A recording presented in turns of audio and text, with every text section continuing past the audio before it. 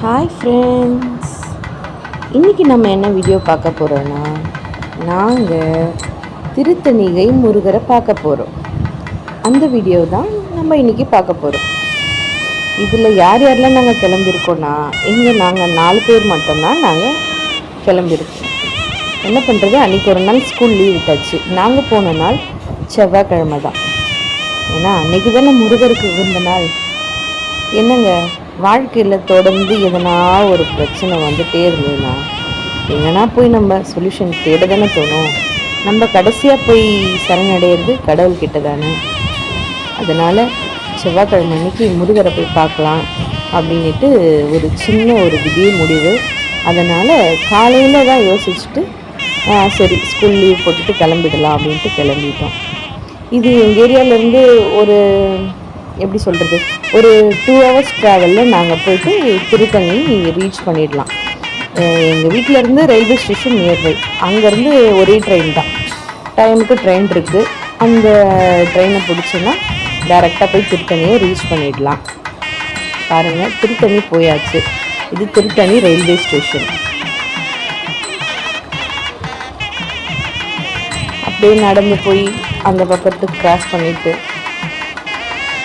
என்னதான் இருந்தாலுங்க நம்ம தமிழ் கடையில் பார்க்க போகிறோன்னா அது ஒரு தனி நம்மளுக்கு ஒரு எனர்ஜி வந்துடும் இல்லைங்களா.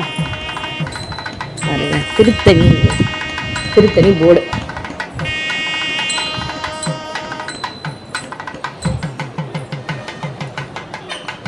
அங்கே அப்படியே போய் விசாரிச்சுட்டு, அங்கே போய் ரொம்ப நாள் ஆயிடுச்சு, அதனால் அங்கே அப்படியே விசாரிச்சுட்டு ஆட்டோ எதனா கிடைக்குமான்னு பார்த்துட்டு அப்படியே நடக்க ஆரம்பிச்சிட்டோம்.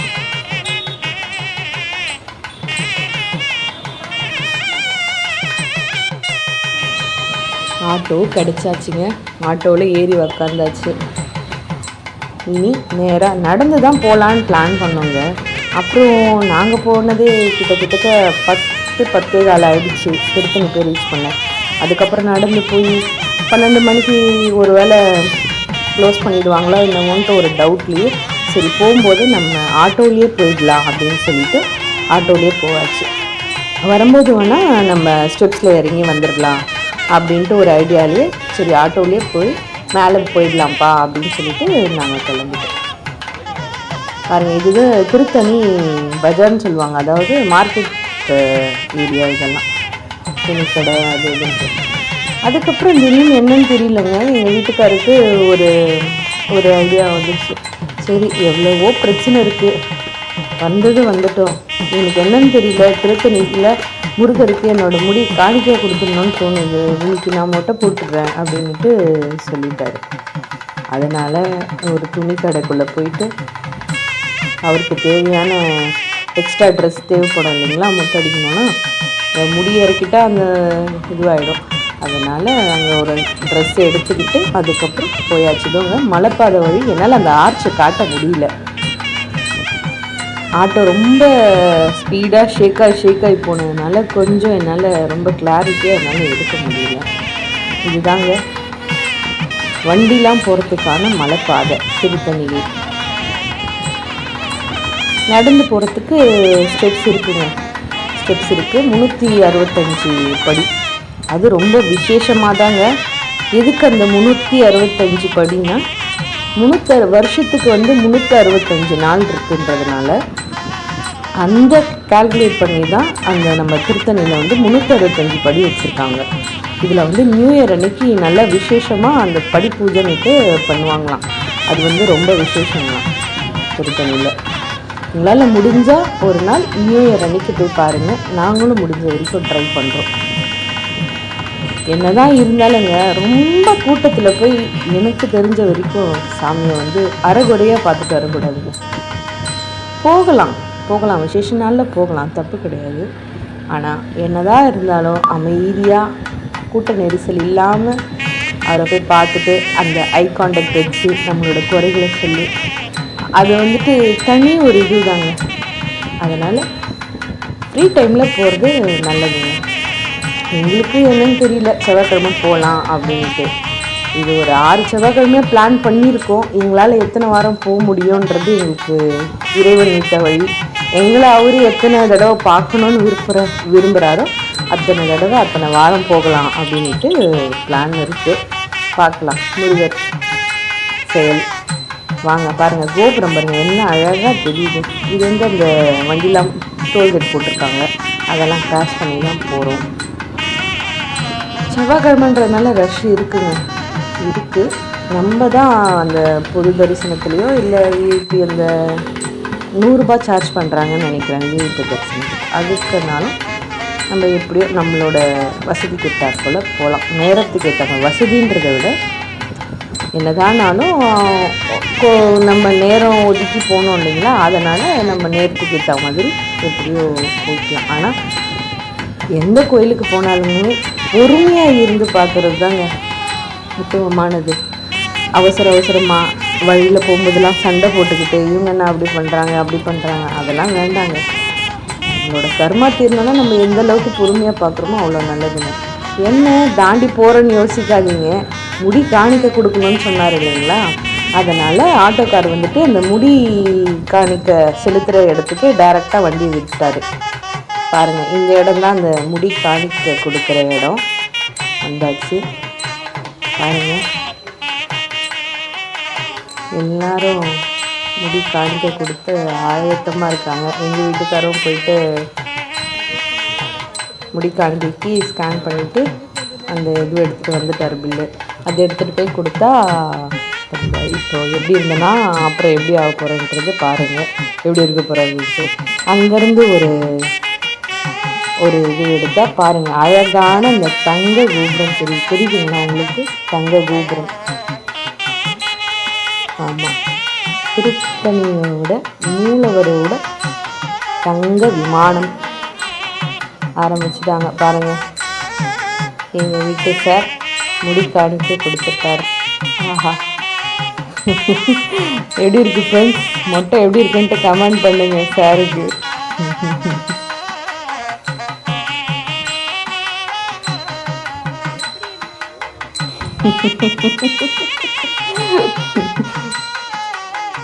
பாருங்க ஃப்ரெண்ட்ஸ், எப்படி இருக்கு சொல்லுங்க.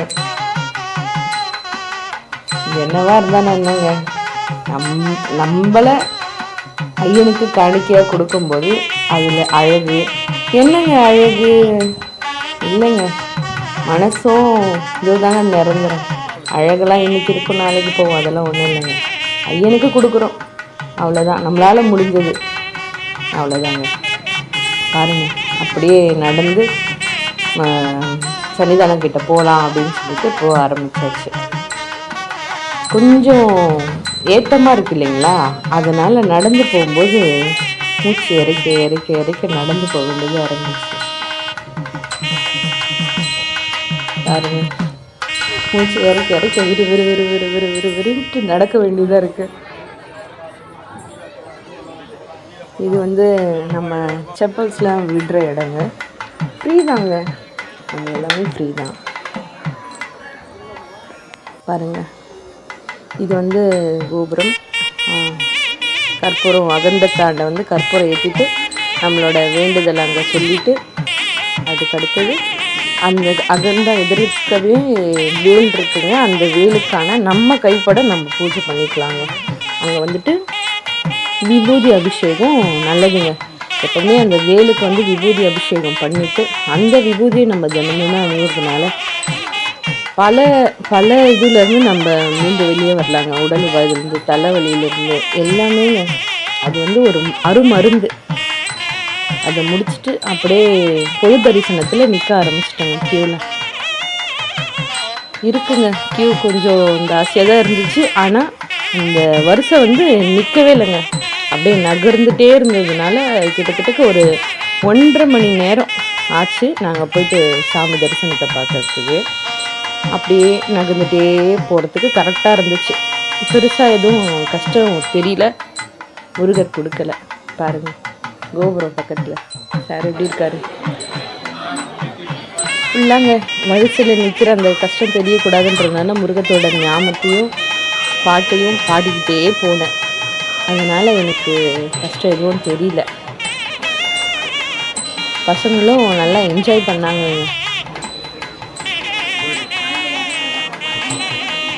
தெரியுதுங்களா?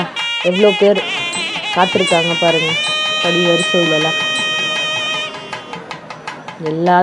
எல்லாத்துக்கும் காரணம் நம்ம முருகனோட தரிசனம் நல்லா கிடைக்கணும் அப்படின்ற ஒரு இதில் தான். என்னால் ஃபுல்லாக கவர் பண்ண முடியலைங்க. அதனால் ஓரளவுக்கு நான் வரிசையில் நிற்கும்போது சுற்றி காமிச்சிருக்கேன். இதெல்லாம் நீங்களும் நேரில் போயிருக்கும்போது பார்த்துருப்பீங்க. ஆமாம், நான் இங்கே நின்றுருக்கேன், அங்கே நின்றுருக்கேன் அப்படின்னு நீங்கள் பார்த்ததெல்லாம் எனக்கு கமெண்ட் பண்ணுங்கள் ஃப்ரெண்ட்ஸ். உள்ள கிட்டக்கு போயாச்சுங்க. அதனால் இதுக்கு மேலே கேமரா அலோடு இல்லை. பாருங்கள், போர்டில் இருக்கும், உங்களுக்கு தெரியுதான்னு தெரியல. அதனால் இதுக்கு மேலே ஆஃப் பண்ணிவிட்டு சாமி தரிசனம் முடிச்சுட்டு நான் மறுபடியும் காட்டுறேன். இன்னொன்று என்னென்னா, அங்கே வந்துட்டு மயில் வாகனம் இல்லைங்க, கொடிமரத்தாண்ட கஜ வாகனம் இருந்தது. இந்த பலிப்பீடன்னு சொல்லுவாங்க இல்லைங்களா, கஜ இது இருந்துச்சு பாருங்கள். மலைக்கோயில் அலுவலகம். இதுக்கு மேலே கேமரா அலோடு இல்லை. தரிசனம் முடிச்சாச்சுங்க. பார்த்துட்டு வெளியவும் வந்தாச்சு. நல்ல தரிசனங்க. அதாவது ஐயன் எப்படி இருந்தாருன்னா தங்க கவசத்தில் இருந்தார். பார்க்கும்போதே ஐயா அப்படின்றதான் உள்ள உருகி என் கண்ணில் கண்ணீரும் பெருகிடுச்சுங்க. அதனால் ரொம்ப திருப்தியாக இருந்துச்சு. நல்ல அருமையான தரிசனம். திருத்தணியோட ஃபுல் வியூ பாருங்கள். அந்த மலை மேலேருந்து ஓரளவுக்கு நான் எடுத்திருக்கேன். எந்த அளவுக்கு நல்லா இருக்குது பாருங்கள். அப்படி இப்படின்னு எடுத்திருக்கேன். கொஞ்சம் அட்ஜஸ்ட் பண்ணிக்கோங்க ஃப்ரெண்ட்ஸ். அவ்வளோதாங்க. பார்த்துட்டு இறங்குற படியில் சன்னிதானத்தை விட்டு இறங்கி வெளியே வந்தாச்சு. பாருங்கள், நான் எங்கள் வீட்டுக்காரரும் ஒரு சின்ன ஒரு ஃபோட்டோ எடுத்தாச்சு.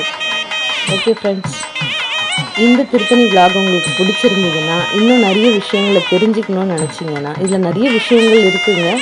நான் சொல்கிறேன், இன்னொரு வீடியோவில் சொல்கிறேன். எங்கள் ஐயனுக்கு வந்துட்டு சூரசம்ஹாரம் கிடையாதுங்க. அதுக்கு அடுத்தது ஐயங்கிட்டக்க வேலும் கிடையாதுங்க. இதெல்லாம் ஒரு தனி சிறப்பு. தனிந்து வந்ததுனால தணிகை மலை இங்கே தான் நம்ம வள்ளியை அவர் திருமணம் செஞ்சார். ஓகே.